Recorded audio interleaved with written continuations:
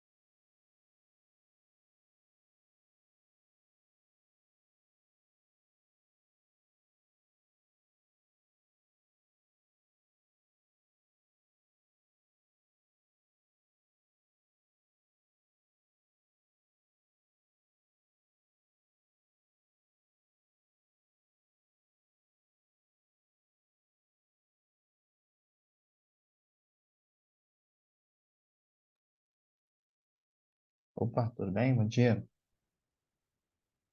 Olá, bom dia, Thales. Você me ouve bem? Sim, você me ouve bem? Sim, também.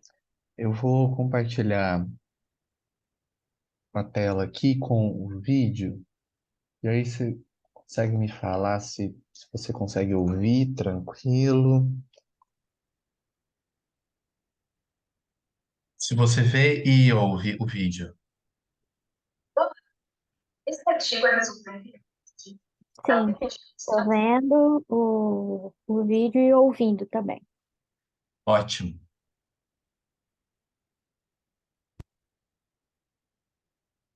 Só aguardar o pessoal.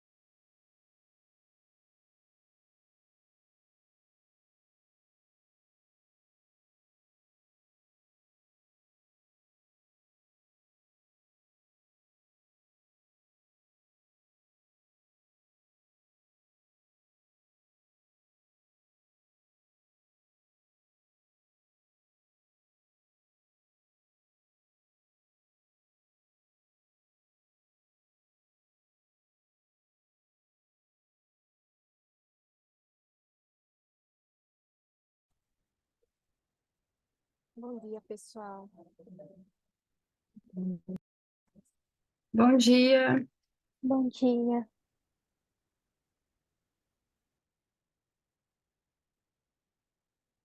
Olá, bom dia.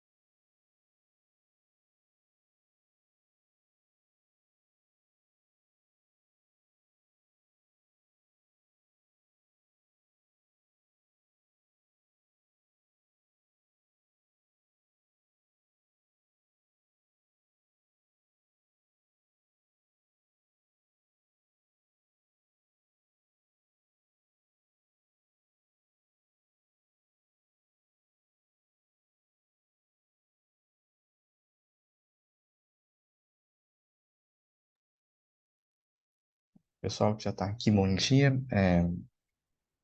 Já são 8h30. Eu vou esperar mais uns 5 minutinhos. Se chega mais algumas pessoas e também o nosso moderador, que é o Lucas hoje. Thales, hoje quem vai moderar sou eu e não o Lucas, tá? Interessante. Bem que ele tinha comentado ontem, mas no meu sistema ainda consta que é ele. Eu não sei se ele não conseguiu mudar no sistema, não sei. Mas ele tinha comentado mesmo. E aí, como estava no meu sistema, eu achei que ainda poderia ser ele. Mas bom Tranquilo. que vai ser você. Você já quer começar ou quer esperar mais uns minutos? Eu queria ver se os outros autores chegavam, né? Tem É, Martim também. sim.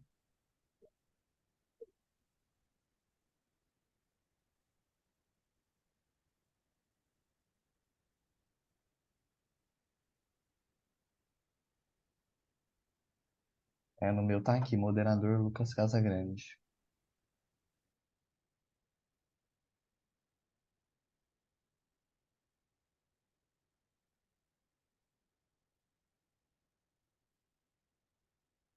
Vamos aguardar um pouquinho.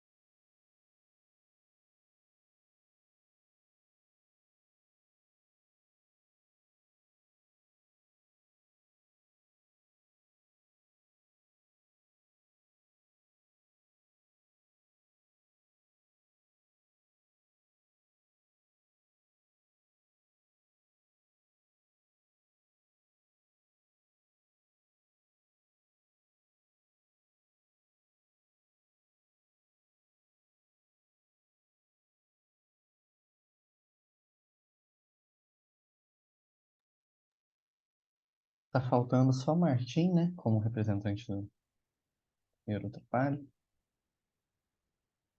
Certo. Acho que a gente pode começar, tá?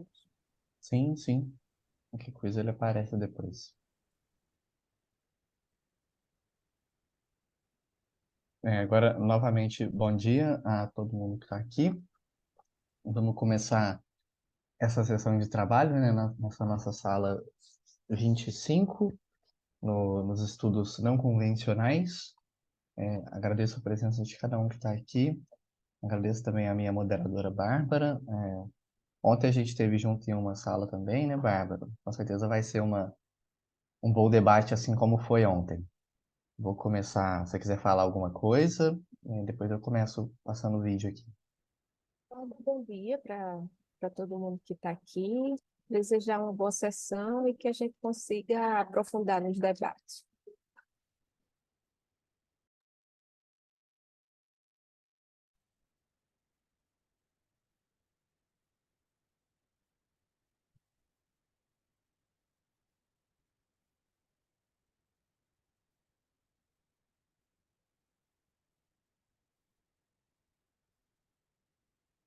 Só um segundo.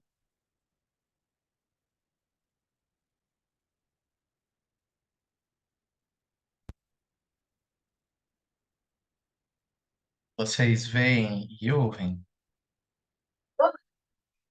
Está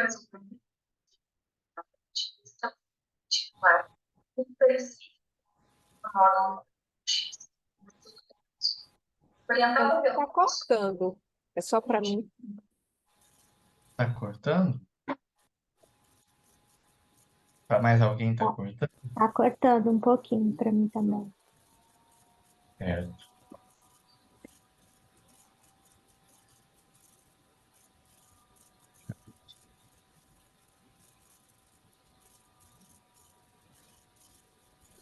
Oi, Thales, você vai passar o vídeo agora que eu deixei no YouTube? Isso, a ideia principal é passar os vídeos. Caso você queira Hum? apresentar no lugar de passar o vídeo, também não tem problema. Eu não sei se não ficou muito boa a qualidade do vídeo. Quem sabe eu preparei para apresentar e conversando. Aí a Janaína, o Renê podem dar as suas contribuições conforme a gente for conversando. O que que você acha? Não, pode ser. A primeira opção é passar o vídeo, mas existe a possibilidade de apresentar sem problemas. Tá, vou. Só quanto tempo a gente tem, Thales? Só para. Então, como essa sessão tem três trabalhos só, acaba que a gente vai ter uma folguinha um pouco mais, né, para discussão dos trabalhos. A gente atrasou aqui, por enquanto, a gente está 10 minutinhos atrasado, então vai ter tempo de sobra. Mas aí tem que Beleza. respeitar também esse tempo de 8 minutos de apresentação, tá? Por favor. Ainda que seja uma apresentação ao vivo. 8 minutos. Já. Bom dia para todo mundo, desculpe o atraso. Bom dia. Bom dia. Bom Bom dia. dia. Então, eu vou Nossa, também compartilhar chegou. aqui. Opa,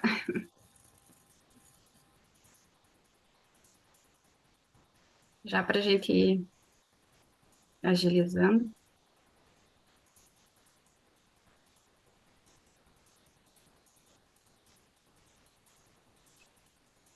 Então, esse trabalho, esse artigo, ele é fruto de uma pesquisa, né, de uma dissertação de mestrado, tensões emergentes no modo de trabalho artesanal na contemporaneidade, um estudo de caso. Os dados foram coletados ali foram coletados em Curitiba, né, entre maio de 21 e 22 aproximadamente.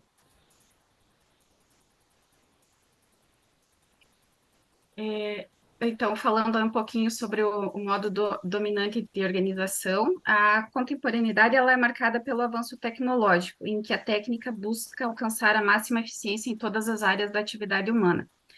No campo dos estudos organizacionais, a busca pela eficiência reflete-se na organização racional do trabalho, com a separação entre aqueles que pensam e aqueles que executam. O Elu, né, uma das nossas referências, ele descreve a condição humana em face à tecnificação como sendo de proletariados e alienados, em que não é suficiente apenas racionalizar a produção. é preciso racionalizar também as relações entre empregadores e empregados. Então, diante disso, surge a necessidade de se investigar alternativas ao modelo dominante organizacional, que é baseado na eficiência técnica. Neste contexto, o trabalho artesanal ele emerge como uma alternativa à lógica convencional de trabalho. Observando-se que a orientação técnica dominante ela não aceita limites, propõe-se investigar o trabalho artesanal, pois esse modo de trabalho se caracteriza pelo uso das mãos, que naturalmente já estabelece um limite corpóreo à eficiência técnica. Assim sendo, o trabalho teve como objetivo analisar as tensões estabelecidas entre os limites do modo de trabalho artesanal e a lógica dominante de produção fundamentada na máxima eficiência técnica. Então, para atender esse objetivo, foi selecionado um artesão de Curitiba que produz pulseiras de couro para relógio de luxo. A escolha se deu pela particularidade do caso, pela produção ser majoritariamente manual e ser a principal fonte de renda do artesão. O referencial teórico considerado, então, é o Jacques Ellul e o Richard Sennett. Do Jacques Ellul, a gente tem ali a definição da técnica, que é a totalidade dos métodos racionalmente obtidos para obter a máxima eficiência em todos os campos da atividade humana. E a definição de trabalho artesanal para o Sennett é um impulso humano e permanente de fazer um trabalho bem feito. E a gente traz também alguns artigos sobre o trabalho artífice na atualidade.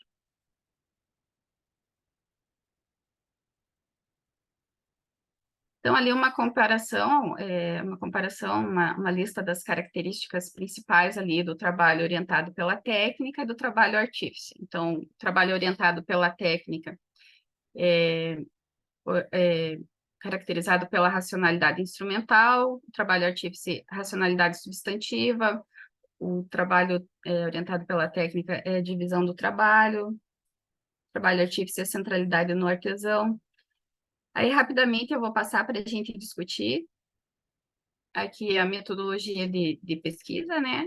Foi uma abordagem qualitativa de natureza exploratória descritiva, delineada por um estudo de caso. Considerou-se que o nível de análise é o indivíduo e a unidade de análise é a resposta do artífice. Os dados foram analisados qualitativamente, seguindo o processo de dar sentido aos dados de maneira a consolidar, reduzir e interpretar as informações coletadas. Então, o resultado.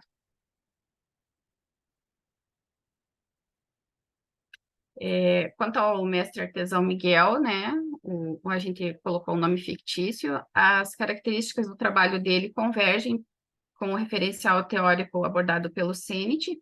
As tensões identificadas foram a necessidade de vender, a precificação e a pressão pela eficiência, porque ao mesmo tempo que ele realiza o trabalho manual, ele tem a necessidade de fazer a gestão do negócio. Qual que é a resposta que ele conseguiu face às demandas da eficiência? Ele trabalhou dentro das características do marketing de luxo. Então, ele tem uma agenda, ele tem uma interação com o cliente, ele cria o produto dele vinculado a uma história, com significados, simbolismos.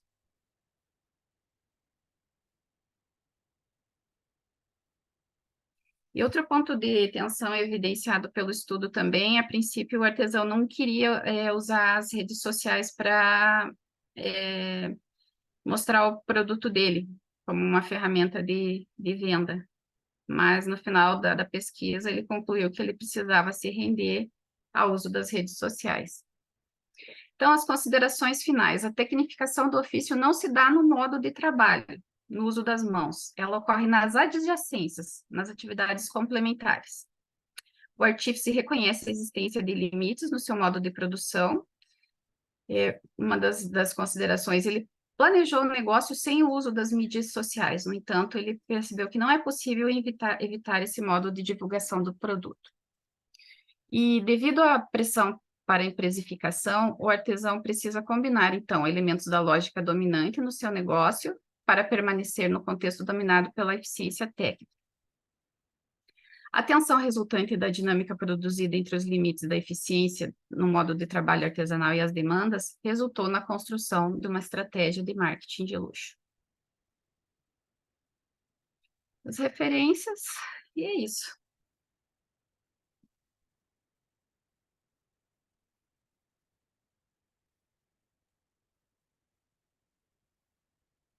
Certo, muito obrigado pela apresentação. Agora a gente, e aí inclusive é uma questão que a gente pode decidir, né, Bárbara? Se a gente agora faz a discussão ou já passa para a próxima, o que que você acha? Eu preferia que a gente visse os três, não sei se os demais concordam. Para mim, E a sim, gente pode debate ser. no final. Sim. Por mim também, pode ser. Tá bom. Certo, então.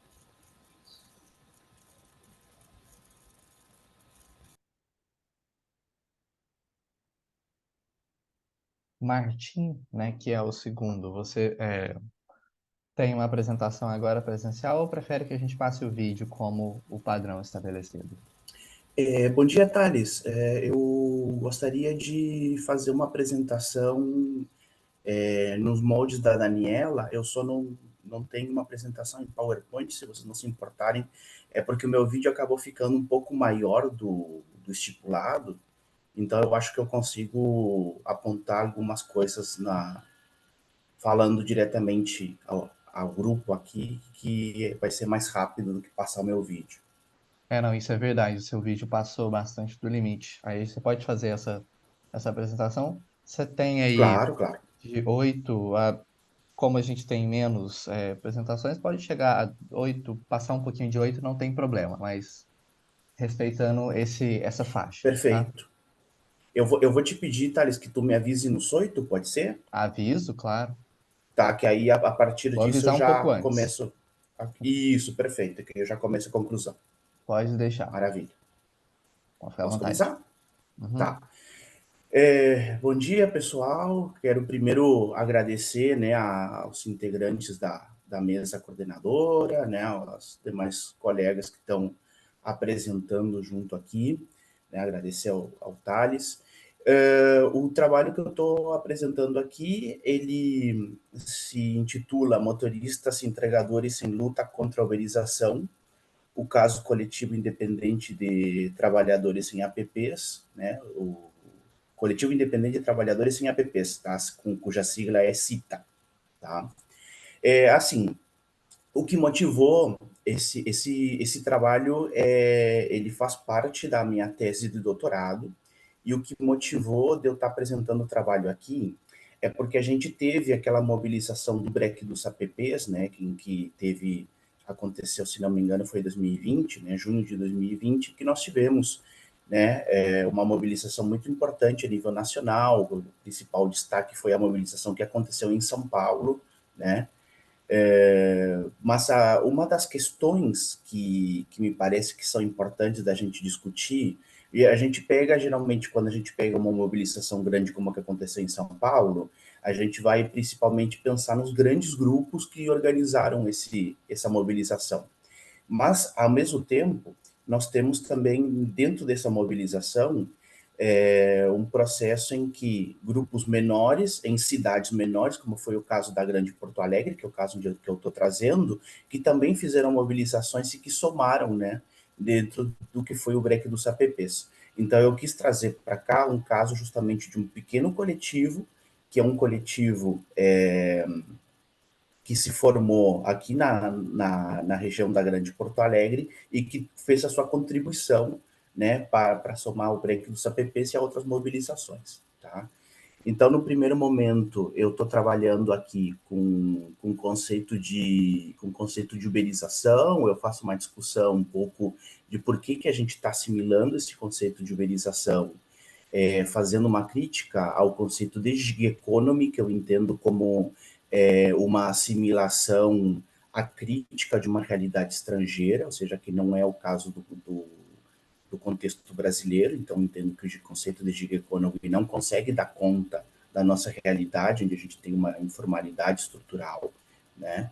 E eu entendo, por exemplo, que o conceito de plataformização, embora ele seja um conceito interessante, ele abrange outros fenômenos que ultrapassam a uberização, tá? Então, quando a gente está falando de uberização, eu estou falando de algumas características, né? A primeira delas é a radicalização da flexibilidade da força de trabalho, formando um trabalhador just-in-time com jornada de trabalho indefinida e sempre disponível, né? O vínculo de trabalho frágil através do perfil cadastrado, né, e a remuneração na forma de salário por peça, a gestão do trabalho por meio algoritmo, né, alimentado a partir da participação dos clientes, né, e que executa punições e recompensas, e a exigência da venda da força de trabalho acompanhada de uma parte dos meios de produção, né? No caso dos motoristas entregadores, o carro, o celular, a bicicleta, enfim, tá? Então, quando a gente está falando de uberização, a gente está falando especificamente disso, tá? O caso, entrando diretamente para o caso do CITA, tá? Ele é um coletivo que ele foi formado a partir de um conjunto de amigos e companheiros de militância de movimento estudantil e movimento social que descobriram que todos eles estavam trabalhando de alguma forma com uberização. Estavam trabalhando como motoristas ou como entregadores. E aí eles foram descobrindo isso e foram pensando, olha, vamos nos organizar para fazer alguma coisa. Isso muito antes do break dos apps, que eu estou contando para vocês, é 2019. Então, a partir daí que o CITA ele se torna, né, esse coletivo, ele vai abrigar num primeiro momento motoristas, tá? E depois, com o break dos apps, em que ele vai começar a ter uma participação bastante significativa de entregadores. Né, e ele se torna, ele tem essa característica de ser um coletivo independente, né, que ele vai dizer que ele é um coletivo independente de partidos, coletivo independente de políticos, né, e vai fazer também uma crítica a algumas associações e organizações de motoristas que se enxergavam como empreendedores, né? Então, eles vão fazer essa crítica e vão reivindicar o conceito justamente de trabalhadores, se entender como trabalhadores que trabalham para a plataforma, né? E esse coletivo, então, ele vai fazer parte das mobilizações em Porto Alegre, né? No artigo eu destaco algumas das mobilizações que foram feitas principalmente na frente das grandes cadeias de alimentação, né, McDonald's, Burger King, enfim, que foram feitas paralisações, né, foram feitos piquetes na frente dessas cadeias, né, e o CITA teve uma participação importante.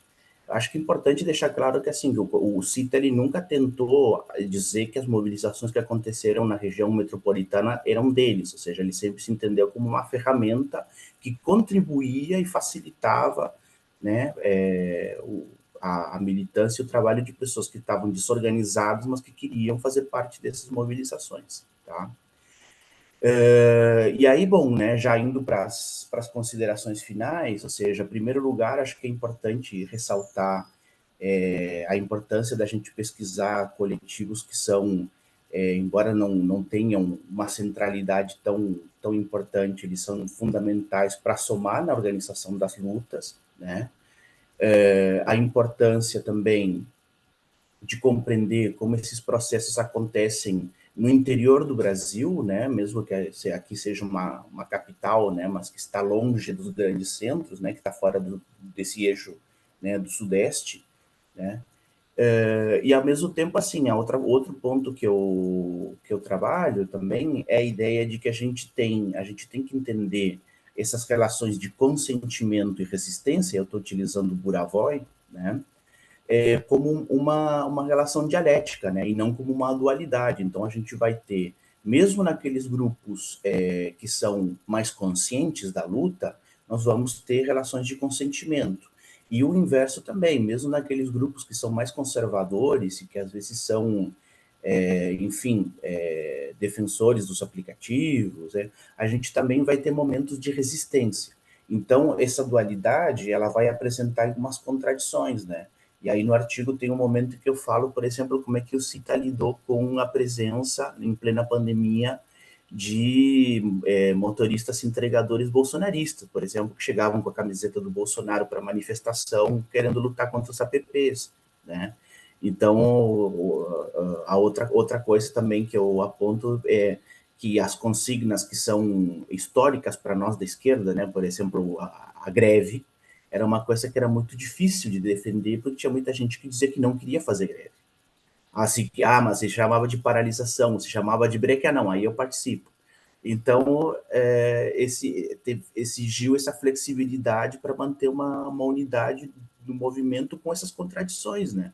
Porque, muito embora seja lamentável a gente ver, né, trabalhadores defendendo essas consignas, né, conservadoras, eles não deixam de ser trabalhadores por causa disso. Então, nesse sentido que o trabalho tenta explorar também como é que o coletivo lidou com essas contradições. Da minha parte, era isso, pessoal. Muito obrigado.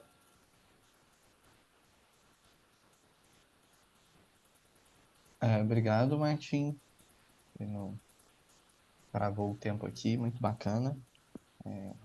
A última apresentação vai também querer seguir nessa lógica de apresentação ao vivo ou prefere que passe o vídeo? Oi, bom dia, pessoal. Eu vou preferir o vídeo, Ok, caso seja possível. Se não der, aí eu tento abrir aqui a apresentação e faço uma explanação. perfeito. Vou abrir aqui. Aí vocês me falam se tá legal, se tá picando, se tá acontecendo alguma coisa.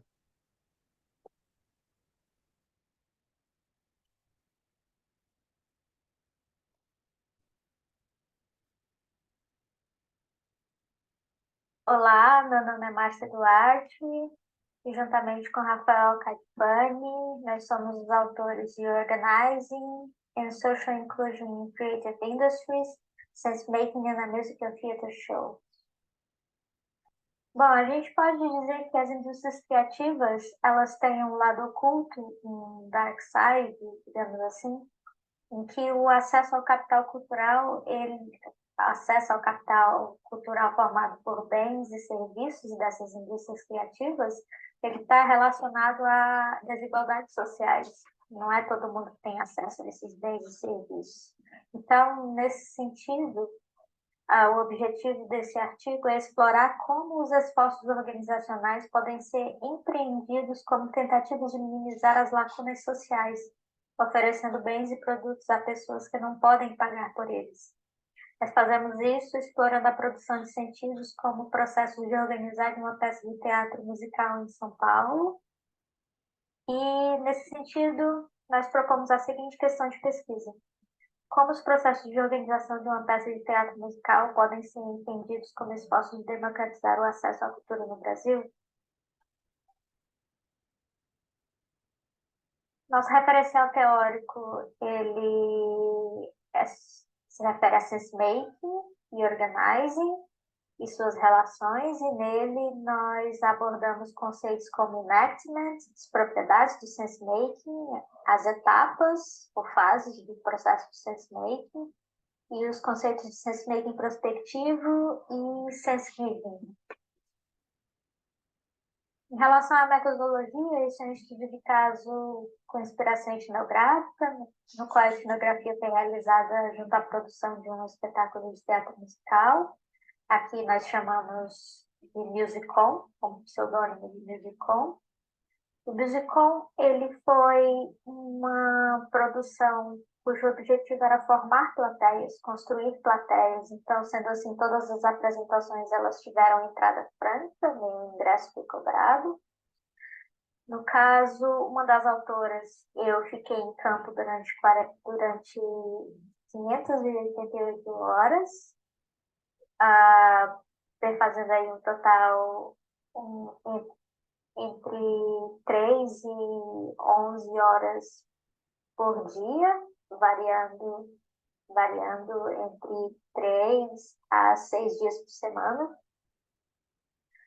E os dados, eles são formados por diários de campo e por entrevistas. E esses dados, eles foram codificados abertamente. O musical é um musical da Broadway. Ele fez parte de um projeto educacional relacionado à organização relacionada às indústrias do estado de São Paulo. Como eu já mencionei anteriormente, visava a construção de plateias e tinha esse seguinte questionamento: como produzir um espetáculo dentro desse projeto maior com esses objetivos sociais e educacionais, para além dos objetivos culturais e de entretenimento, é claro. Esse produto criativo ele precisava ser criado e organizado pela primeira vez por uma equipe que nunca havia trabalhado junto antes. Todos tinham experiência com musical, mas era a primeira vez que estavam reunidos juntos. E não havia nenhum sense-making anterior para utilizar, pois não se tratava de uma franquia, não era uma cópia de um espetáculo. Ele precisava ser criado do zero.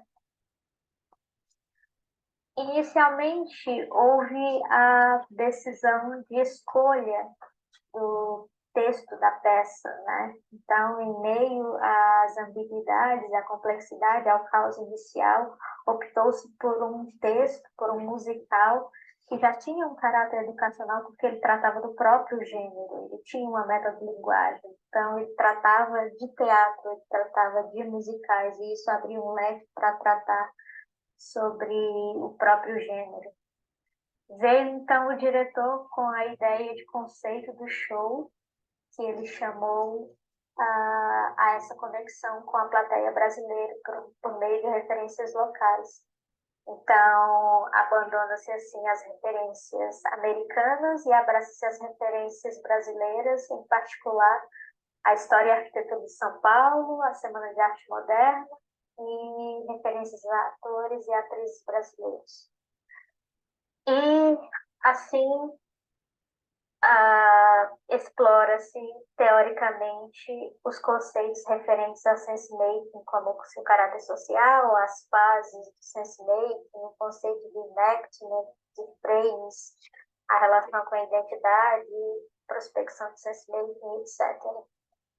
Criada essa narrativa, parte para as ações seguintes, como, por exemplo, a construção dos cenários, no qual houve um desafio adicional, que foi abrigar uma orquestra em um teatro que não havia fosso, que é onde geralmente os músicos ficam abrigados.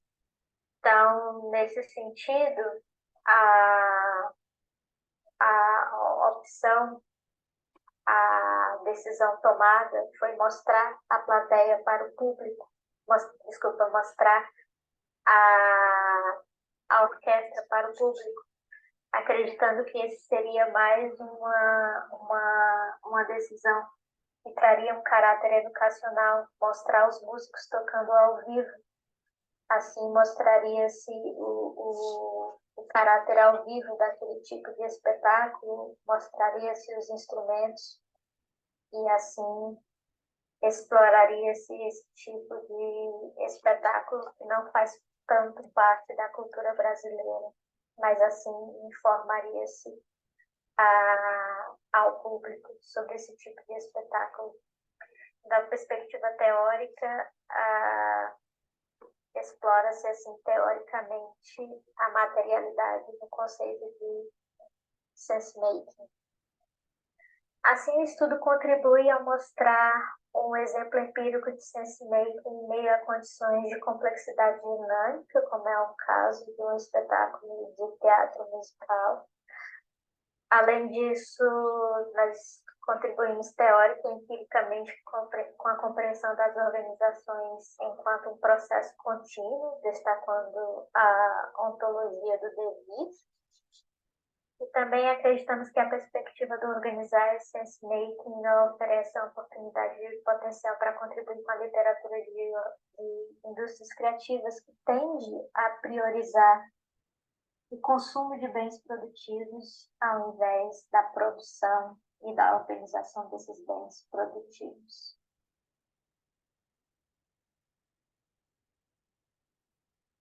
É isso. Muito obrigada.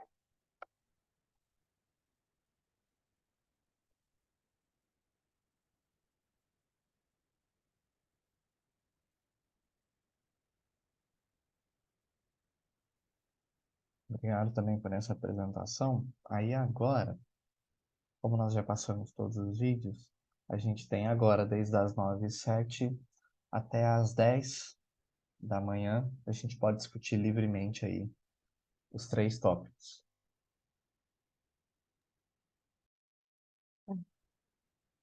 Se hoje fazer diferente de ontem, eu vou falar primeiro, aí depois eu abro.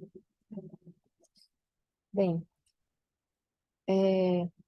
primeiro eu queria comentar que gostei muito dos 3 trabalhos e dizer que todos trazem uma contribuição bem importante em vários sentidos, mas eu queria começar no sentido de explorar realidades organizativas que não costumam ser tão exploradas, né? Então, se aprofundar nessa questão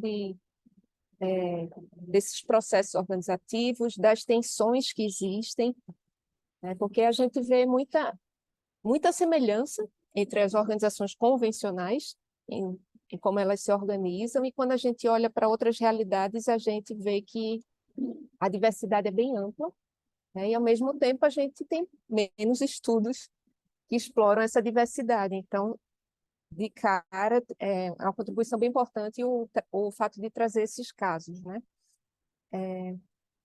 E aí, desde ontem e hoje, um elemento em comum entre todos os artigos é essa questão de que essas organizações elas lidam com lógicas conflitantes. Elas têm lógicas, ideologias que divergem da dominante, mas estão imersas num contexto social que tem forças que direcionam para uma mesma forma de funcionar, tanto no nível individual, então a forma como o trabalho se realiza, então o trabalho artesanal ele é diferente, quanto na interação entre as pessoas. E aí eu estava pensando como no caso do artesão que trabalha sozinho, talvez ele escape um pouquinho dessa complexidade de ter um coletivo de pessoas que pensam de maneira bastante diversa, como é o caso dos entregadores, né? Tem entregadores que se veem como empreendedores, tem outros que se veem como trabalhadores precarizados, explorados por uma falha na legislação, não sei, né? Tem toda uma discussão sobre se deveria poder ou não até, né, esse trabalho em aplicativos. E aí o artesão, ele está um pouco mais livre para decidir por ele, sem ter que negociar, sem ter que passar por esse processo de sense-making, né? Mas aí também, ontem a gente viu um trabalho de artesãos numa associação, mas ali parece ter uma homogeneidade de pensamento muito grande. Foi numa cidade do interior de Pernambuco. Então, pessoas que vêm da mesma cultura, com o mesmo trabalho, então parece ser menos diverso. Entregadores traz gente de muitos contextos diferentes, né? Deixa eu ver o que mais. Então, eu vejo isso como grandes contribuições. E aí eu acho que a gente podia, depois desse primeiro comentário, eu acho que agora eu vou abrir para quem tiver perguntas específicas ou quem quiser comentar sobre isso. E eu acho que a gente pode ficar à vontade para interagir. Assim, se alguém quiser comentar sobre o trabalho do outro, ou fazer perguntas ou comentar sobre o próprio, aí eu queria deixar aberto agora para quem quiser se inscrever e falar.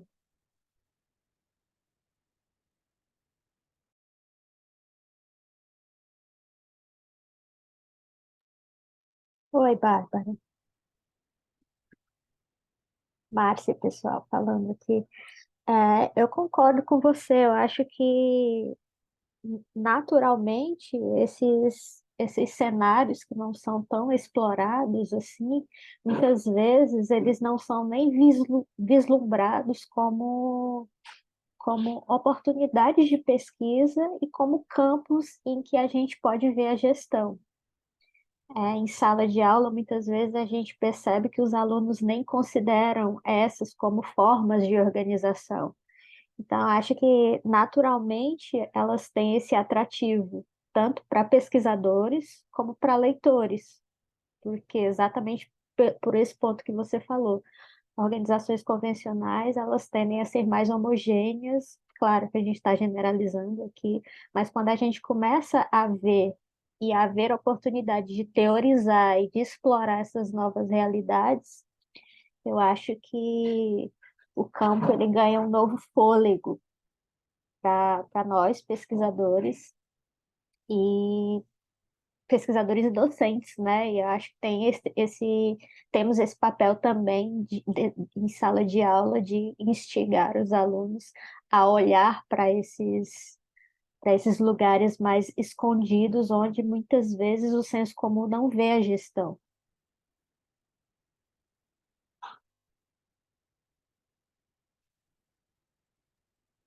Eu queria fazer alguns comentários, né? Bom, primeiro é que a gente, acho que assim, é importante, né, ver como que o interesse por organizações alternativas e não convencionais tem crescido no campo.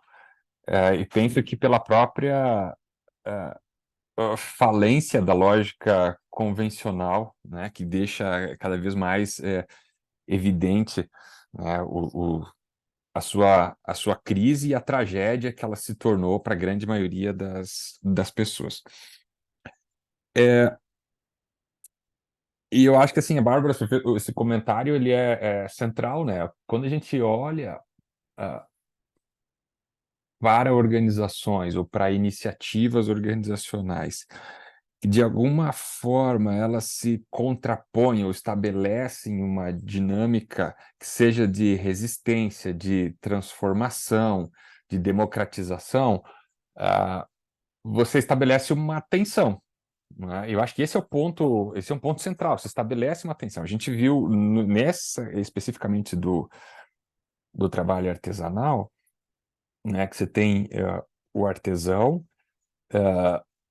na verdade, né, ele parece que trabalha sozinho, né, mas ele está vinculado a uma comunidade de outros artesãos, ainda que não estejam no mesmo ateliê, né?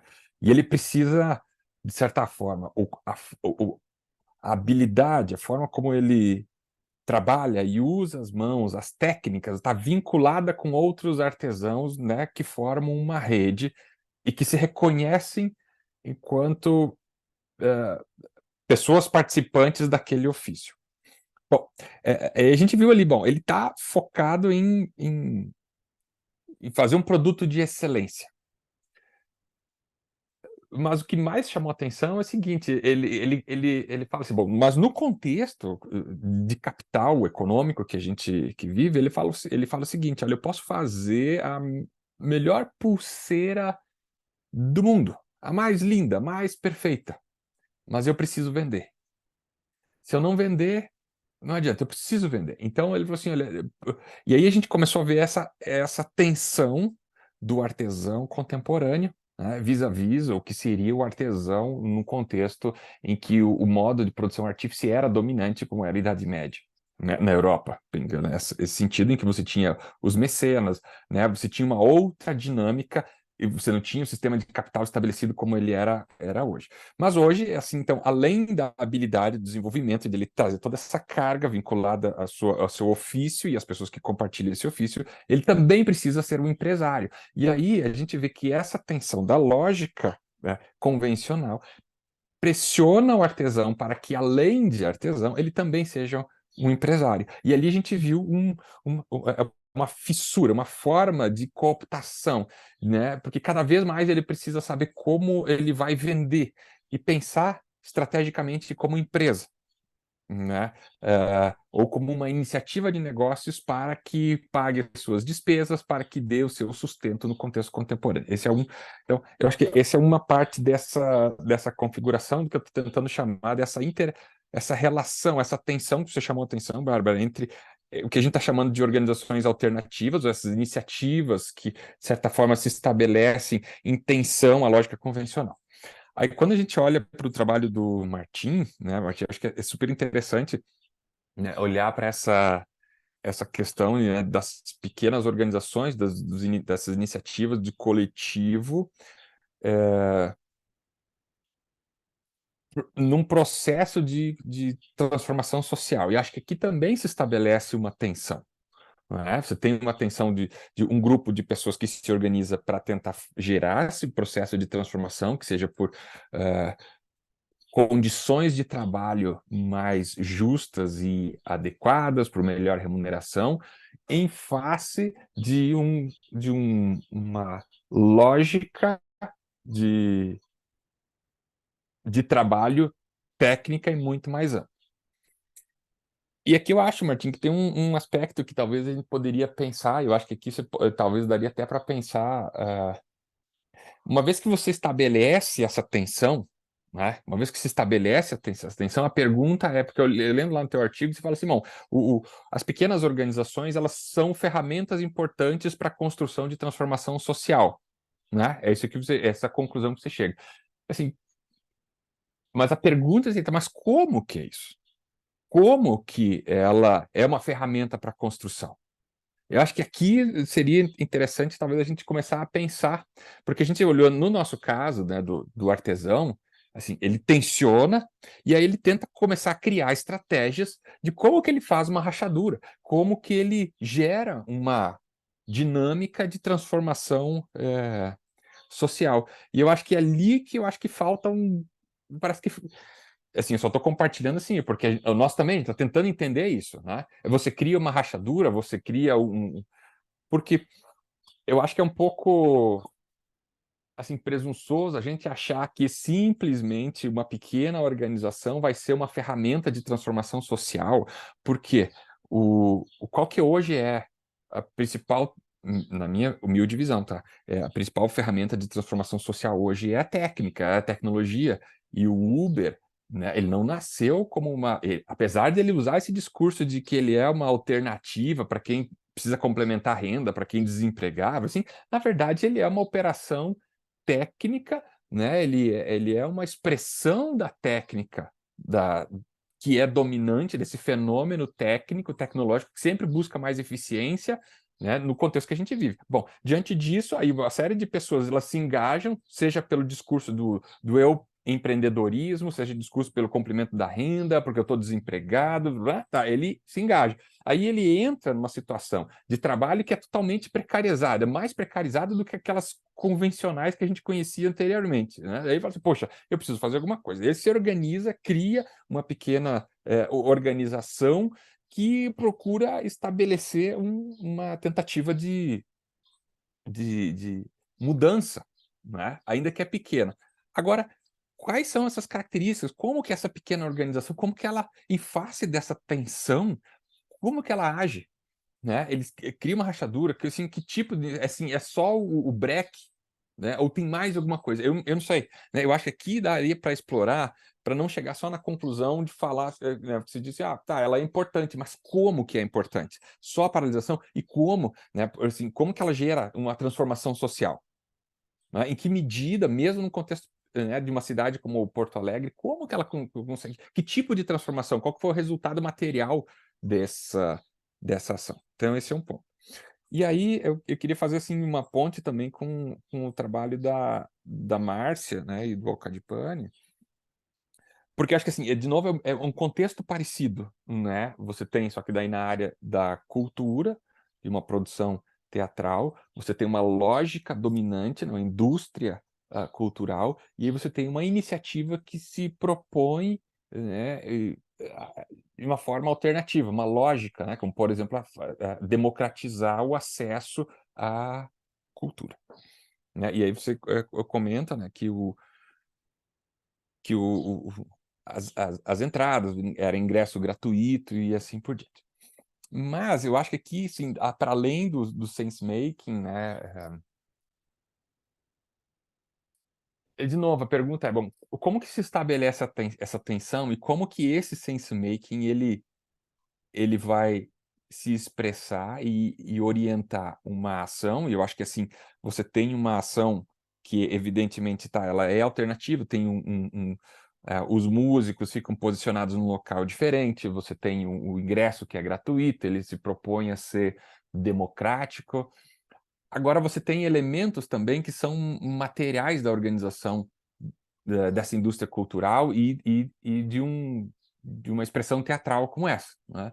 Da onde que vem o financiamento? As pessoas trabalharam de graça, são voluntárias?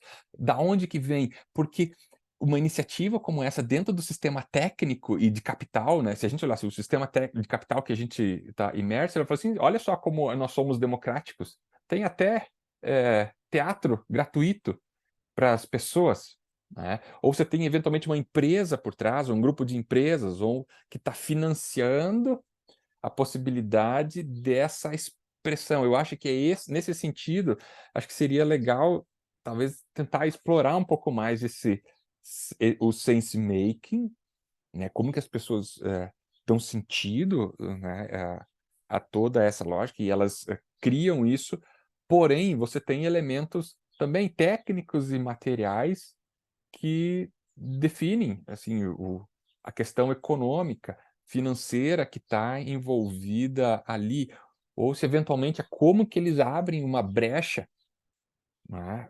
E aí eu acho que entra até no nível, por exemplo, a pessoa vai trabalhar, vai fazer o teatro sem nenhuma remuneração, totalmente voluntária, mas ela tem outras relações, da onde que vem a manutenção, a subsistência material desse grupo e dessas pessoas, né?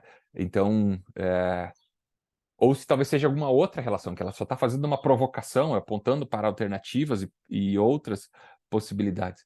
Eu acho que, de novo, acho que é um espaço em face, né, para fechar aqui a minha fala, em face desse contexto, que você tem alternativas dentro de uma lógica dominante e a forma como a gente tem trabalhado, uma lógica técnica, né, materialmente técnica, e aí você tem essas expressões que não se adequam, mas como que elas fazem isso? Como que elas dão sentido tanto à lógica técnica e ao que elas fazem, né? E a sua perenidade? Como que elas criam estratégias, né, para que eventualmente não se rendam simplesmente à lógica técnica do mercado e eu ter que me tornar empresário e aí o meu trabalho artesanal vai ficando de lado? Ou como que pequenas organizações, de fato, podem construir brechas para gerar uma transformação social. Eu acho que esse é um nível que talvez a gente, né, como pesquisadores de organizações alternativas e nessas iniciativas, a gente tem como desafio à frente.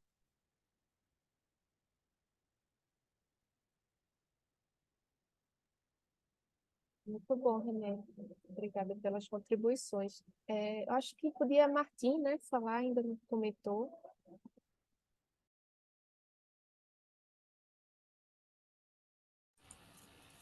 Alô? Tá, maravilha. Eu vou começar por uma questão que foi levantada pela professora Bárbara, que eu acredito que dá um outro estudo, mas eu acho que é importante a gente comentar aqui, que é o seguinte, ou seja, a gente, do ponto de vista da legislação brasileira, não existe qualquer possibilidade da gente entender que a uberização do trabalho ela é legal. Então, o que está acontecendo hoje, né, quando a gente vê o andamento dos processos na Justiça do Trabalho?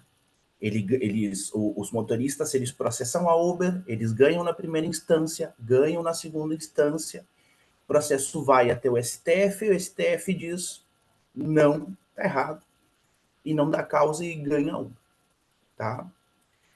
Por quê? Porque na Justiça do Trabalho tem um entendimento muito claro de que mesmo com a reforma trabalhista, a gente tem a exigência de algumas condições de direitos trabalhistas e previdenciários que deveriam ser considerados a esses trabalhadores que não são, tá? Então, né, nesse sentido, a gente tem visto esse processo. E aí, bom, né, é aquela discussão que a gente precisaria fazer, que dependendo da situação, o capital ele não precisa seguir a legislação. Né? Acho que isso são questões aí para a gente pensar, inclusive, em outros âmbitos, né? Em relação ao comentário do René, eu vou te pedir um pouco de desculpas porque as falas para mim estão cortando, então teve alguns momentos da tua fala que eu perdi o teu áudio, mas eu acho que o ponto central ali da questão, acho que foi muito bem colocado, acho que eu consigo entender bem, assim. Eu estou pensando esse trabalho como o início de uma série de outras pesquisas voltadas, inclusive, para outras organizações, tá? E o que chama atenção, tá? E que eu acho que não é menor e a gente não pode desprezar, é que a rigor, esse trabalho dos trabalhadores civilizados, tá? Era para acontecer sem qualquer contato entre eles. Nós poderíamos muito bem, entregadores e motoristas, né, se encontrarem, sei lá, no posto de gasolina e sequer se reconhecerem como pessoas que têm coisas em comum, né? Ou, na pior das hipóteses, se enxergarem como concorrentes. Na verdade, o ideal para a Uber teria sido isso, eles se enxergarem como concorrentes. E o que está acontecendo aqui, que me parece que quiçá a fissura mais interessante que tem está justamente nesse sentido, é do fato dessas pessoas criarem organizações, e aí no trabalho eu aponto, né, que tem essas três escalas, né? Ou seja, a gente tem aquela organização que às vezes é simplesmente um grupo de WhatsApp para as pessoas se cuidarem na noite. Depois nós temos aquela outra organização em que as pessoas dizem, não, olha só, a gente precisa criar uma associação que converse com a prefeitura, que represente um pouco mais, do ponto de vista legal, os motoristas, que de repente possa oferecer algum benefício, tá? E a terceiro tipo de organização, que é aquele que já entende os trabalhadores subsidiados como trabalhadores, que entende que tem que ter direitos sociais, que os trabalhadores subsidiados eles não têm o mesmo poder que a Uber nas negociações, né? Então, me parece que esses três tipos de organização, eles demonstram, no mínimo, uma fissura no que diz respeito aos planos da Uber.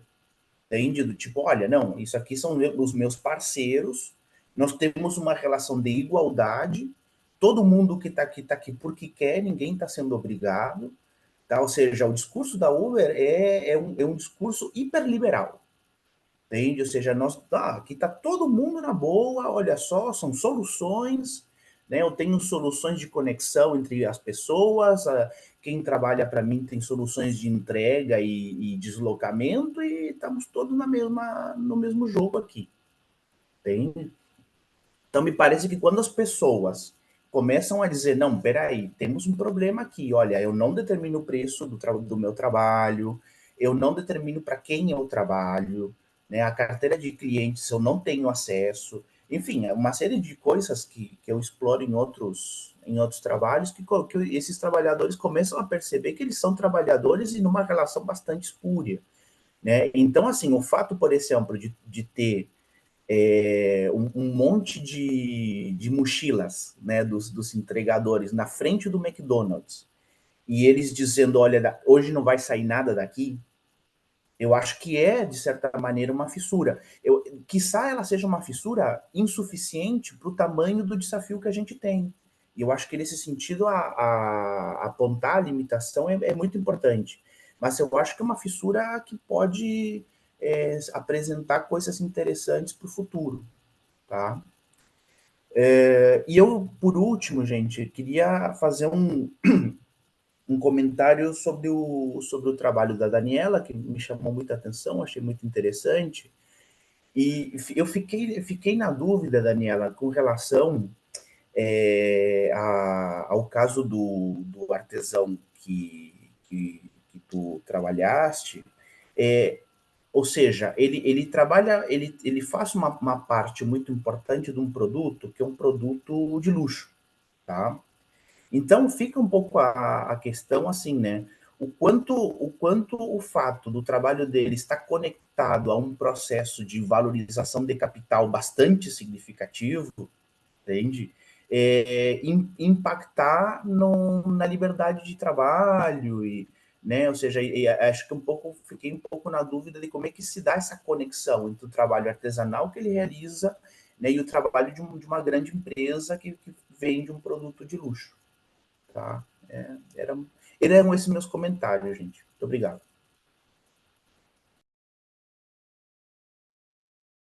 Daniela, quer responder? Vou fazer também outros comentários, fica à vontade. Tá, primeiro eu vou responder, então, a questão que o Martim levantou, e depois eu queria que a Márcia falasse um pouquinho mais quanto ao patrocínio, a questão do teatro. Então, a questão do artesão que eu pesquisei, ele, a princípio, ele é um arqueólogo, ele gosta muito de trabalhar com couro. E aí ele pensou assim, como é que eu vou, né, trabalhar, sobreviver nesse contexto, né? O trabalho manual, que é um trabalho limitado pelas mãos, ele consegue entregar determinada quantidade, ele tem aquele, digamos, aquela característica do artesão, ele gosta de fazer bem feito, com tempo, se não fica naquele critério dele de perfeição, de qualidade, ele refaz a peça. Então, o que ele trouxe para a gente, que ele realmente pesquisou o marketing de luxo, ele queria fazer um trabalho que fosse agregado, então ele falou assim, eu gosto de relógio, eu vou produzir para quem também gosta de relógio. Então, ele vai fazer pulseiras, né, em couro para relógios de luxo. E aí ele vai trabalhar com tudo que tem, assim, para garantir a qualidade do produto dele, quer dizer, os melhores materiais, os materiais mais raros, as ferramentas, né, que também é uma característica do trabalho artesão, e um trabalho extremamente personalizado. Então, o cliente vem para ele, eu tenho determinado relógio, e eu queria fazer uma pulseira, né, não é só uma pulseira para suportar ali o relógio, é uma pulseira que tem todo um significado, e aí ele constrói todo o significado, né, naquela pulseira. Ele dá um exemplo para a gente lá, que uma pulseira que era para comemorar uma, digamos assim, uma promoção na empresa. Então, ali ele coloca uma data, a cor. Tem uma outra pulseira que ele colocou para a gente também, que era relacionado com o livro do Pequeno Príncipe. Então, a costura com determinada linha, com determinada cor, tudo aquilo tinha um significado dentro da obra né, da pulseira dele. Então, assim, não tá, o trabalho dele não está relacionado com a indústria, com a produção em massa, realmente é o oposto disso, é extremamente personalizado. Um tanto que ele falou que os clientes dele chegam até ele justamente porque querem uma coisa diferente, eles não querem um produto de prateleira, e não só pelo preço, porque tem produtos de prateleira, né, industrializados, que são também caros, o diferencial está no produto em si. Ele traz para a gente assim que chega um nível de consumo que o dinheiro já não é mais o diferencial. Todas as pessoas têm, o diferencial realmente está ali na característica única do produto. E dessa forma ele consegue fazer uma coisa que ele gosta no tempo que ele quer e assim, digamos, né, sobreviver nesse contexto da eficiência técnica. Não sei se eu respondi exatamente a tua pergunta, Martim. É isso? Tá. Então, não sei se o Renê quer acrescentar alguma coisa também quanto a isso, se ficou alguma coisa que não ficou bem claro. É isso. Também queria ouvir a Márcia um pouquinho. Ah, tá. Então, Márcia, você falou da peça de teatro que é voltado ali tudo para passar para as pessoas uma questão de, né, um acesso à cultura para pessoas que têm menos acesso, né? Então, daí ficou quem é que patrocina isso, né? De certa forma, até pelo caso do nosso artesão lá, a gente vê que existe realmente uma necessidade, né, enfim, de atender aos critérios do capitalismo, né? Sim. Assim, eu queria colocar que aqui em Curitiba eu conheço um grupo que trabalha nesse sentido de levar, e eles trabalham com, um trabalho voluntário, e das coisas que eu coloco ali, que eu vejo, eles estão relacionados com a sacralização, com a igreja, isso que move eles. Queria saber do grupo de você, que você estudou, como é que é. Então, eu vi aqui seu comentário no chat, Daniela, a respeito dessa questão do financiamento e o que o René tinha comentado também. Na apresentação ficou bem en passant, no trabalho também está en passant, que essa peça, essa produção, ela foi financiada por um centro cultural de São Paulo, ligado às indústrias de São Paulo.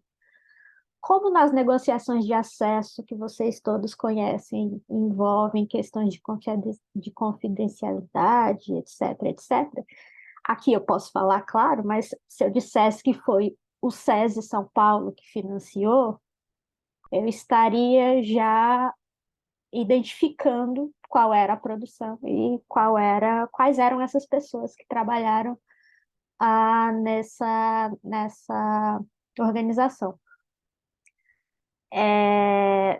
A iniciativa em si de fazer um musical com esse padrão que é apresentado em São Paulo e cujo ingresso é cobrado a 300, 400 reais a inteira, foi de um produtor. Então, é uma iniciativa individual. Ele comentou que por quase 7 anos submeteu repetidamente esse projeto ao sistema SESI, SESC de São Paulo, para que ele pudesse obter o financiamento, exatamente para fazer um musical como esse, e que é o primeiro musical desse padrão que foi apresentado nesse formato, com entrada gratuita no país. Depois dele teve um também sob a produção dessa mesma pessoa. Então, não dá para fazer nesse padrão uma organização desse tipo voluntariamente. Não dá para você contar com o trabalho voluntário de 200 pessoas fazendo 8 apresentações semanais de 2 horas para um público de 400 pessoas. É muita instabilidade. Tem-se os trabalhos dos grupos teatrais, que são um outro formato organizacional, mas aqui é um outro formato. Aqui é uma organização temporária mesmo, uma companhia que foi formada com esse propósito de produzir-se esse espetáculo, de ensaiar, de apresentar, e após a temporada de apresentações, dissolve-se, e cada um vai para uma outra produção. Então, eu não comentei, mas é o trabalho referente à minha tese. Então, tudo isso que eu falei agora está na tese, não está nesse recorte desse trabalho, porque não era o foco, enfim. E está, de fato, bem assim, en passant, como é que veio a questão do financiamento, porque nesse olhar do sense-making, nós preferimos abordar o que é que tinha se sobressaído aos olhares daquelas pessoas com esse financiamento em mãos, vencida essa primeira barreira, essa primeira grande barreira, que era vencida esse financiamento, vencida a questão dos recursos, né? Então, a partir daí, como é que eu posso, por meio desse formato, trazer mais conhecimento, ou então não ficar somente no entretenimento. Tudo bem que tem a entrada gratuita, mas o processo que nós exploramos foi a criação mesmo, o processo de criação, mas, claro, vencida essa grande barreira do financiamento.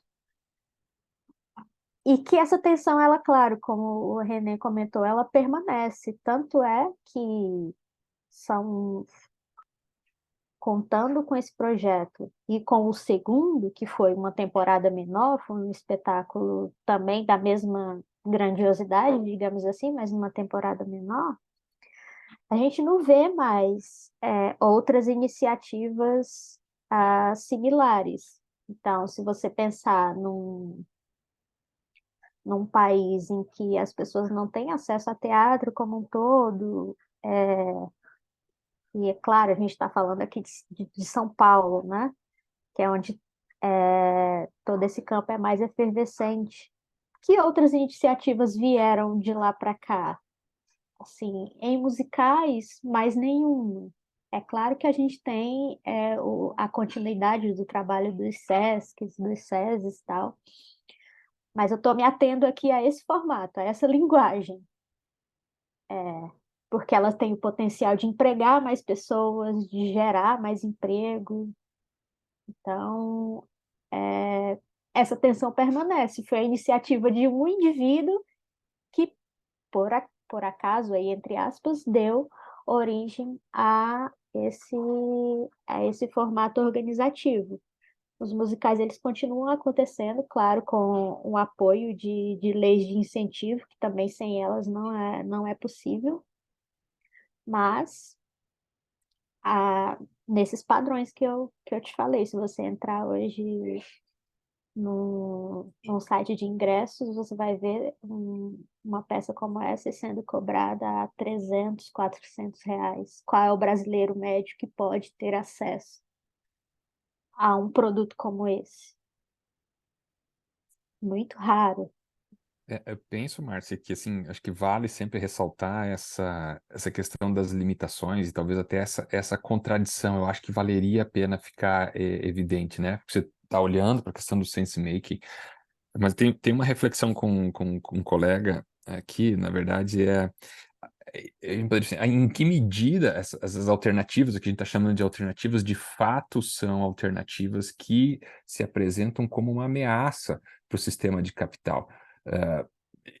Né, e a impressão que dá é o seguinte: quando você olha para uma iniciativa como essa, ao mesmo tempo em que você pode olhar para uma perspectiva mais de democratização, de geração de emprego, só que eu acho que aqui vale não romantizar também essa questão, por quê? Sim, Porque ela também serve de legitimação para o sistema técnico-econômico do capital. Sabe? Porque o capital vai falar o seguinte: olha, porque uma peça como essa, eu tenho um colega que também trabalha com isso, né? Vai ter todas as indústrias que vão estar ali, né? Quem financiou, e qual que é o discurso? Olha só como o nosso sistema é tão bom que permite uma pessoa, um brasileiro médio, que jamais teria condição de entrar, né, num espetáculo grandioso como esse, pagando 300, 400 reais. Olha só, esse não é o melhor sistema do mundo? Ele é uma forma de legitimar a exploração, né?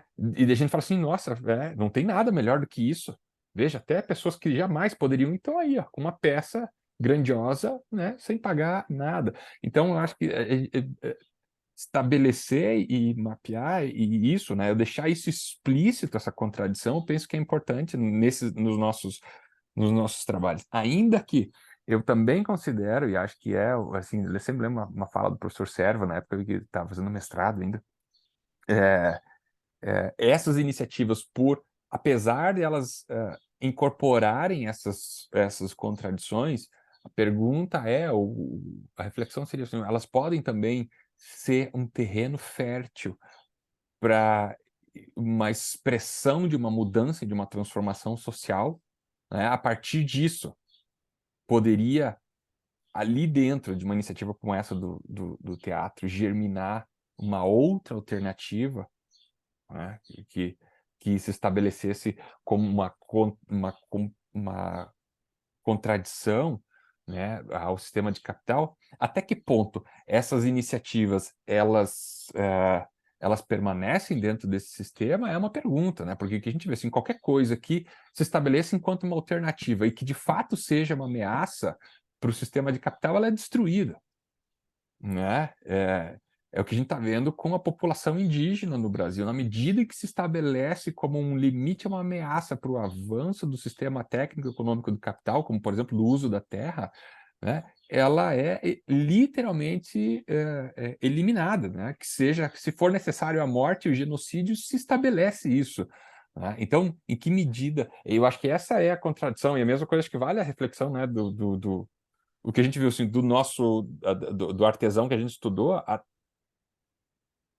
ele deu essa resposta do mercado de luxo, se torna dependente, mas ao mesmo tempo, né, se torna dependente dessa contradição, né? Precisa abraçar isso, e o que a gente vê assim, no médio prazo, existe uma tendência dele ser cooptado, né? E o próprio mercado de luxo, assim, a contradição é enorme. A segunda pessoa mais rica é do mercado de luxo artesanal, que é o Bernard Arnault, né? Da Louis Vuitton. É o Elon Musk e o cara, né? Então você tá com essa contradição, né? É óbvio que tensionando ali, quando você conversa com artesão, ele fala assim, não, eu só quero viver a minha vida tranquilo. Eu até falei assim, eu quero fazer 3 pulseiras por mês. Não lembro quanto que era, mas era assim, era uma coisa, não era assim, era 3, 4 por mês, tá bom, né? Tem assim, eventualmente quero morar em tal lugar, mas é isso. Você vê que ele não tem aquela coisa assim, eu quero crescer, né? Como, né? Não tem essa. Eu quero só fazer meu trabalho com excelência e cuidar e dar conta da minha vida, né? Mas e aí volta de novo, né? Em que medida essas iniciativas elas podem se tornar uma ameaça, né? Então, eu acho que assim, a gente não pode ter esse cuidado não ingênuo, né, de achar que, puxa, está sendo diferente, mas eu tenho essa desconfiança na medida em que uma alternativa ela se torna de fato uma ameaça para o sistema de capital, ela é destruída, né? Como, por exemplo, a gente tem visto a perseguição com o pessoal do Uber, né? E eu acho que aqui, Marti, tem isso que tu chamou a atenção. Eu tenho com um outro colega aqui, ele tem estudado o Uber também, e a gente vê que tem um sistema de organização que não necessariamente é só formal por uma associação, mas tem, né, os grupos do WhatsApp, tem a forma como eles fazem as corridas, quem que vai para um lado, quem que vai para o outro, tem toda uma organização informal ali que faz parte, que é uma lógica de resistência, né, às pressões, e eu acho que essa tensão e como que eventualmente uma dinâmica de resistência e transformação pode ser aí, em face até de uma ameaça de extinção, né, do sistema de capital penso que esse é uma parte da discussão, né, que talvez a gente tenha que ficar atento. Eu queria pegar um gancho para comentar esse último tópico que René falou, para não esquecer, que eu estava lembrando da ideia de prefiguração, que é você ter uma forma de atuar e de agir, de se organizar, que se opõe à lógica dominante, mas é como um exercício, um ensaio, digamos assim, algo pequeno, experimental, e que pode não ser atacado e inviabilizado pelo capital porque é pequeno, não tem fôlego, mas ele experimenta uma lógica realmente transformadora. E aí eu acho que isso pode ser um parâmetro interessante para a gente olhar para as alternativas, para a gente entender até que ponto elas estão sendo prefigurações ou elas estão avançando em poucos aspectos. Elas não estão realmente desafiando a lógica dominante, maior, a questão das relações de capital e tal, né? E aí eu fiquei pensando no artesão, né, que produz. Quem é o público dele? Será que esse público dele, num mundo mais igualitário, existiria? Né? Se a gente for num extremo assim de imaginar, né? Então, eu acho que isso pode ser algo interessante para a gente olhar para as alternativas, a gente ter isso sempre em vista, até que ponto as lógicas estão sendo desafiadas e outras coisas estão sendo experimentadas. Aí eu queria fazer alguns comentários que eu fui pensando aqui ao longo das falas.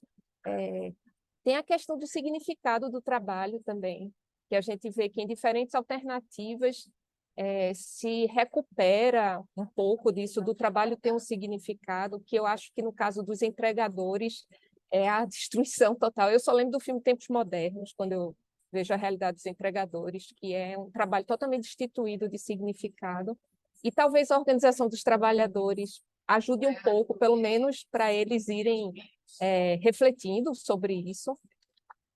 Deixa eu ver o que mais. Eu fui pensando também como essa tensão entre lógicas atinge muitos profissionais liberais, pessoas que trabalham de forma independente. Eu tenho ouvido, por exemplo, pessoas da área de saúde falando, além de atender meus pacientes, agora eu tenho que ter redes sociais, então eu tenho que me tornar um comunicador, eu tenho que produzir conteúdo, mas essa não é a minha formação. E a dinâmica do Instagram é uma dinâmica comercial, de marketing, uma realidade totalmente estranha para muitas dessas pessoas. né? E eles estão sendo influenciados por isso também. Então, não é só o trabalho artesanal, na verdade, né? Então, se a gente pensar quem em nível individual lida com essa tensão, isso se espalha para profissionais liberais da área de saúde, advogados, arquitetos, terapeutas holísticos. E aí tem as pessoas que trabalham com coisas altamente fora da lógica dominante, como permacultura, mas que tem que sobreviver. Aí dá um curso caríssimo para as pessoas fazerem. E aí tem muito questionamento, né? Tem terapeutas holísticos também, são muito questionados, assim, a pessoa só pensa em vender os pacotes e vender serviço, né? Então, pessoas que trabalham com cozinha, que vendem comida por encomenda, então tem que estar vendendo sempre o que produz, mas dentro da cozinha a lógica é outra. E aí um outro ponto que eu fiquei pensando, e aí tem a ver também com o que eu tenho observado nas organizações que eu participo, escola, movimento social e tal, é que sempre existem essas tensões entre lógicas, e aí a gente vê que chega um momento em que alguma força chega lá e determina o que o que vai prevalecer em cada conflito. Você tem pessoas que acham que não, a gente tem que sobreviver, então a gente tem que seguir por esse caminho. Outras pessoas vão dizer, não, a gente tem que preservar essa forma de se relacionar, então tem que ir por esse caminho. Mas o que é que vai acontecer no final das contas? Aí a gente vê as pessoas usarem cargo como fonte de poder para impor o que vai acontecer, ou quando existe propriedade privada, de repente desaparece todo o discurso de que não, aqui é participativo, é coletivo, mas houve um conflito, o que é que vai prevalecer? Eu tenho o poder aqui da caneta, né? Então, eu acho que isso é um problema também que permeia muito as organizações alternativas, sim, aí também no caso dos entregadores, chegam os entregadores que têm uma lógica de empreendedorismo e que são pessoas conservadoras e tal. Deve ser imposto a eles seguir uma lógica e um discurso revolucionário, de esquerda. A princípio, eu acho que seria bom, mas como, né? Talvez num processo educativo, de diálogo, de construção, e não simplesmente imposição, né? Senão a gente volta para a mesma. A gente toma alguns elementos da lógica dominante de simplesmente quem tem poder impõe sua vontade, né? Eu vejo que isso é algo extremamente complexo, né? E que gera muita briga em organizações diferentes. Sobre o campo da cultura, eu fiquei pensando como muitas vezes essa tensão é mediada pelos produtores culturais, que eles acabam lidando com a burocracia, enquanto que os artistas, eles se detêm mais no ofício deles, digamos assim, né? E aí eu fiquei pensando como dentro dessa questão dos conflitos e de direcionamento de qual caminho seguir a partir das tensões, como em alguns casos existem mediações, né? Então, são pontos que a gente pode levar aí para explorar mais adiante em outros trabalhos. Não sei se alguém quer comentar essas coisas que eu trouxe. Sim, eu tenho uma pergunta específica para Martim, que é se ele sabe sobre outras... É uma discussão que surge bastante, que é por que não tem uma plataforma dos trabalhadores? Eu sei que do ponto de vista da técnica, né, René vai dizer, não resolve muita coisa. Eu concordo que não resolve muita coisa, mas pelo menos não teria que extrair da remuneração deles o lucro do dono da plataforma, né? Aí eu queria saber se Martim tem conhecimento de como anda essa discussão, de ter plataformas que sejam dos próprios trabalhadores, enfim. Bárbara, assim, eu quero te responder essa questão falando um pouquinho que, assim, eu sou, a minha origem no mundo das organizações não convencionais vem da economia solidária, tá? Então, eu tenho um pouquinho de estudo e também tenho um grande apreço, né, pelo cooperativismo, pelo associativismo, tá? Embora hoje eu seja um pouquinho mais crítico do que eu era, por exemplo, na minha graduação, tá? Mas então eu sigo esse tipo de iniciativa com muito carinho e tento ajudar dentro das possibilidades, tá? Mas, assim, a primeira questão que eu queria comentar é que, assim, aqui no Rio Grande do Sul, nós temos uma iniciativa, tá, que se chama Liga, que são trabalhadores motoristas que organizaram uma plataforma e eles funcionam na forma de cooperativa, tá? A Liga chegou no início de outubro em Porto Alegre, ela começou num município do interior que se chama Caxias do Sul, que é uma cidade grande, mas, sei lá, acho que deve ser a metade de Porto Alegre, mas que para níveis de Rio Grande do Sul é uma cidade grande, tá? Não é uma cidade muito pequenininha. E chegou agora em Porto Alegre. Tá?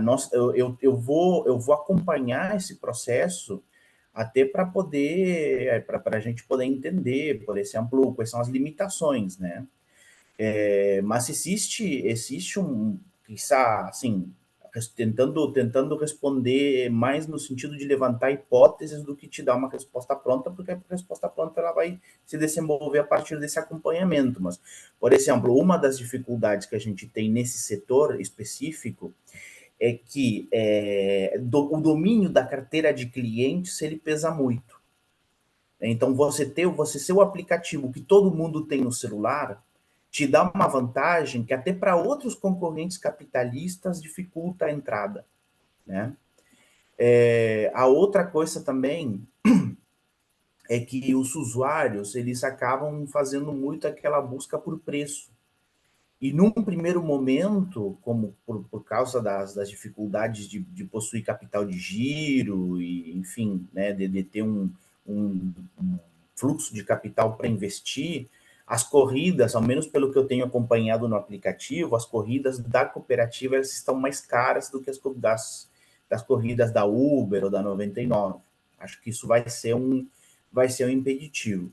E a outra coisa que eu tenho visto até agora é que os motoristas, eles têm se dividido. Então, eles estão na Liga, mas ainda estão na Uber, ainda estão na 99, tá? E eu ainda não consegui conversar, isso é uma tarefa que eu tenho para mim também, para minha pesquisa agora, de ver, por exemplo, se já tem algum motorista da Liga que só está trabalhando com a Liga, ver se tem motoristas que já estão trabalhando mais com a Liga do que com outros aplicativos, tá? Mas é uma tarefa árdua, tá? E eu tô falando aqui a partir da perspectiva daqueles que já têm o aplicativo, já têm a plataforma desenhada, que qualquer um de nós pode chegar na loja, por exemplo, da Google Play e baixar. Eu, por exemplo, tenho o aplicativo da Liga aqui comigo, tá? Mas assim, até aí eu já estou te falando de uma situação em que já existe o aplicativo. Eu tenho, inclusive, que ver como é que foi o processo de construção do aplicativo. Quem está fazendo essa discussão, né? Por exemplo, eu tenho acompanhado muito a discussão que o Rafael Groman está fazendo. Tá? O Rafael Groman era um pesquisador daqui de Porto Alegre, agora está no Canadá. E ele levanta muito a bandeira do cooperativismo de plataforma.